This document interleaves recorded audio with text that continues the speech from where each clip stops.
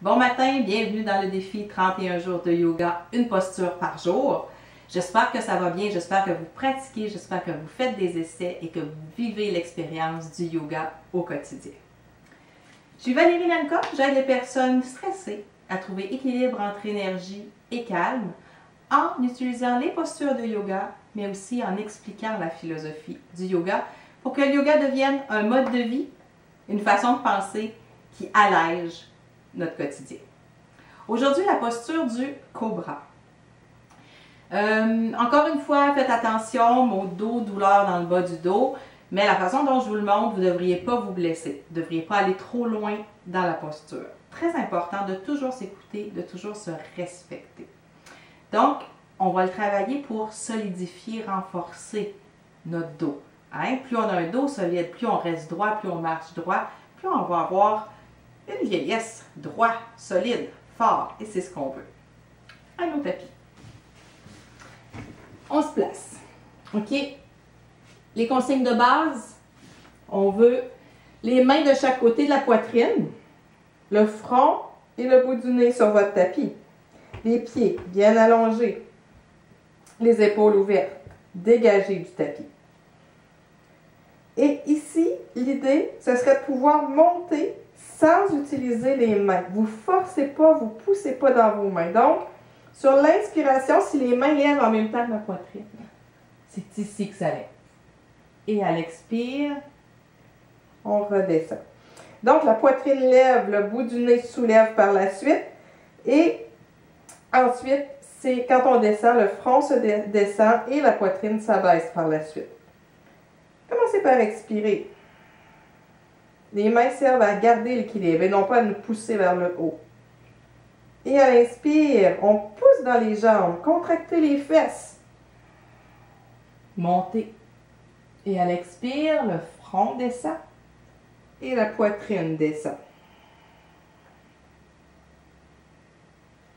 Comme un serpent qui s'allonge, qui s'étire. Hein? Le cobra étire le cou. In.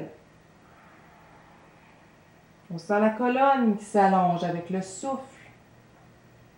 Et à l'expire, on descend le front, descend la poitrine. Les pieds ne se soulèvent pas du sol. Ici, on va faire le petit test. Donc, gardez les mains sur le sol pour l'instant. Les coudes près du corps. Je veux pas de coudes qui s'ouvrent. In. Restez ici. Soulevez vos mains. Si vous pouvez soulever vos mains, c'est que vous n'êtes pas trop haut. Et baissez le front. Expirez. On va monter encore une fois. In.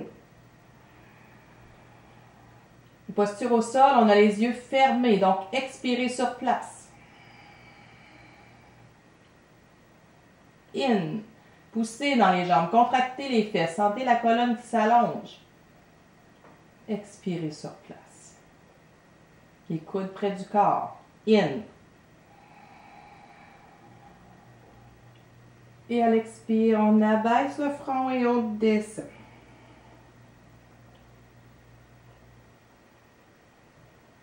Très bien. Et sur une expiration, tout doucement, venez dans la posture, reculez les fesses vers les talons, venez dans la posture de l'enfant. Relâchez. Les genoux sont ouverts pour laisser place à la respiration.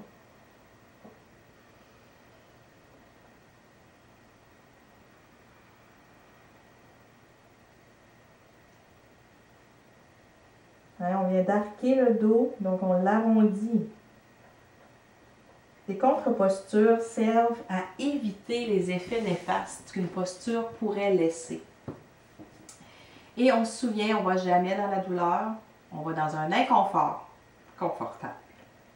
Donc, si ça monte d'un pouce, ça monte d'un pouce. Puis tranquillement, au fil du temps, à force de répéter, ça va monter tranquillement de plus en plus haut.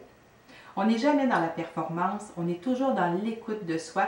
On ferme les yeux, on se concentre sur sa respiration. Donc aujourd'hui, pendant votre journée, pendant votre soirée, peu importe, là, moi je mets les postures le matin tôt parce que j'aime faire mon yoga le matin tôt. Mais si vous les faites le soir, donnez-vous des défis pour le lendemain ou pour le reste de votre soirée. Donc aujourd'hui, avec la posture du cobra, soyez dans l'ouverture du corps, dans la force, la solidité du dos, mais dans l'ouverture.